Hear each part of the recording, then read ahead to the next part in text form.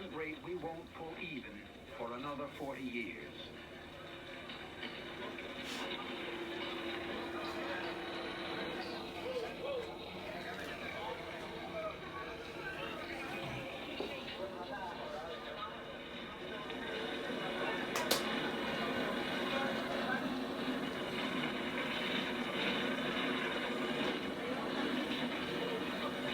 We're stuck down here.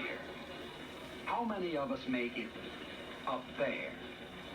And what if you do make it up and out to the suburbs? What if you even make it big? I feel that no matter where you go, politically, economically, or ethnically, wherever you may go, you're going to find that you are still hamstrung with this identification of being a Negro. Even here in Mount Vernon.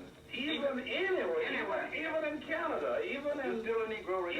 Even in Paris. Wherever you may go, you are going to find that you are ethnically still tied to being a Negro, and that it does make a difference. And I'm not at all sure that I want to be anything else.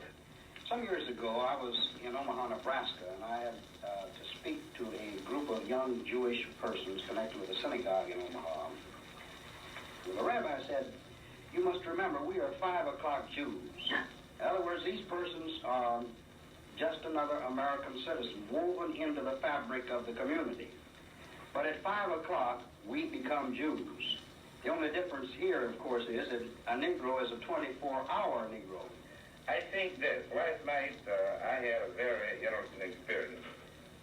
I went in the room down at the Waldorf Hotel of a visiting group here from an African country. And I visited these 3 different Africans. One of the men who was a chief and who was very wealthy asked me, why do you American Negroes put up with all of this in the South? And I answered him, I said, perhaps for the same reason that we asked ourselves for so long, why you Africans put up with the British, the French, the Italians running your country for you. And he had not seen the relationship there. But then he saw it clearly.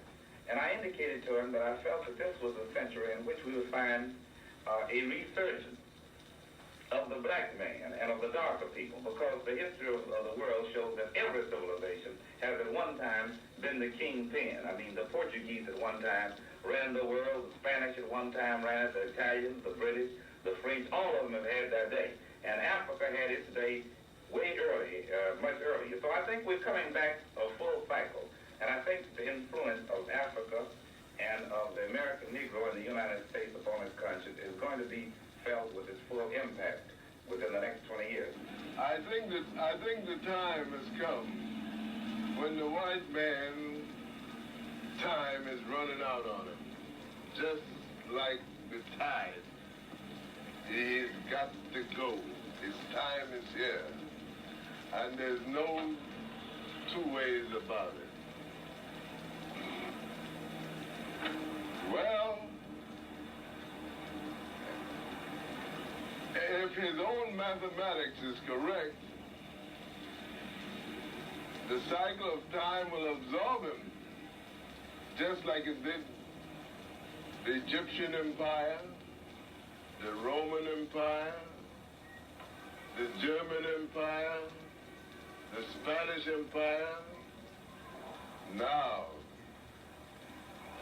it has come in one piece.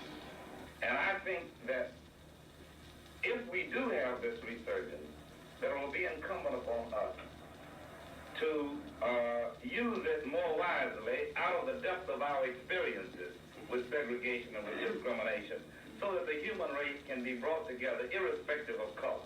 And I don't think that this is going to give the black man any license. The whole white man's empire is about to crumble.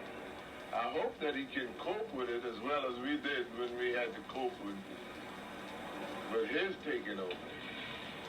I hope that he will be able to cope and be as humble and understanding as we were.